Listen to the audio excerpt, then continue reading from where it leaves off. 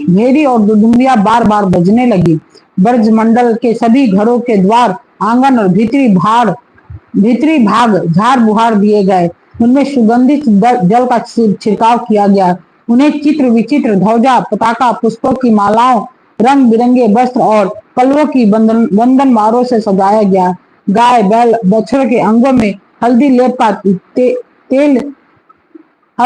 तेल का लेप कर दिया गया और उन्हें गेरू आदि 3 धातुएं, मोर पंख, फूलों के हार, तरह तरह के सुंदर वस्त्र और सोने की जंजीरों से सजा दिया गया। परीक्षित सभी ग्वाल बहुमूल्य वस्त्र, गहने, अंगरखे और पगड़ियों से सुसज्जित होकर अपने हाथों में भेंट की बहुत सी सामग्रियां लेकर नंद बाबा के घर गए।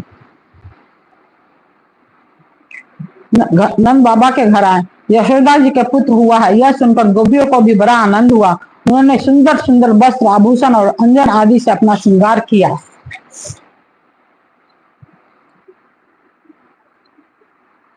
गोपियों के मुख कमल बड़े ही सुंदर जान पड़ते थे। उन पर लगी हुई कुमकुम ऐसी लगती मानो कमल की केसर हो। उनके नितंब बड़े बड़े थे। वे भेंट की सामग्री लेकर जल्दी जल्दी यशोदा जी के पास चली। उस समय उनके पयोधर हिल रहे थे। गोपियों के कानों में चमकती हुई मणि के कुंडल झिलमिला रहे थे। गले में सोने के हार, हैकल या हुमेल जगमगा रहे थे। वे बड़े सुंदर सुंदर रंग बिरंगे वस्त्र पहने हुए थी। मार्ग में उनकी चोटियों में गुथे हुए फूल बरसते जा रहे थे।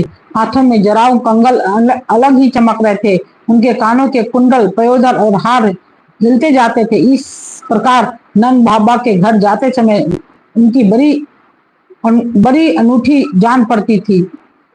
घर जाते समय उनकी शोभा बड़ी अनूठी जान पड़ती थी। नंद बाबा के घर जाकर वे नवजात शिशु को आशीर्वाद देती, यह चिरंजीवी हो, भगवान इनकी रक्षा करे, और गालों पर हल्दी तेल से मिला हुआ पानी छिड़क देती तथा ऊंचे स्वर से मंगल गान करती थी।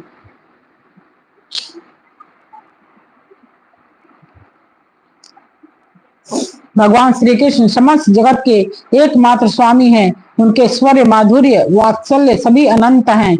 वे जब नंद बाबा के वज्र में प्रकट हुए, उस समय उनके जन्म का महान उत्सव मनाया गया। उनमें बड़े बड़े विचित्र मंगलमय बाजे बजाए गए। आनंद से मतवाले होकर गोपगण एक दूसरे पर दही, दूध, घी और पानी उड़लने लगे। एक दूसरे के मुंह पर मक्खन मलने लगे और मक्खन फेंक फेंक कर आनंद उत्सव मनाने लगे। नंद बाबा स्वभाव से ही परम उदार और मनस्वी थे। उन्होंने गोपों को बहुत से वस्त्र, आभूषण और सुत मागध, बंदी जनों, मित्र, वाद आदि विद्याओं से अपना जीवन निर्वाह करने वाले तथा दूसरे गुणी जनों को भी नंद बाबा ने प्रसन्नता पूर्वक उनकी मुंह मांगी वस्तुएं देकर उनका यथोचित सत्कार किया। यह सब करने में उनका उद्देश्य यही था कि इन कर्मों से भगवान विष्णु प्रसन्न हो और मेरे इस नवजात शिशु का मंगल हो।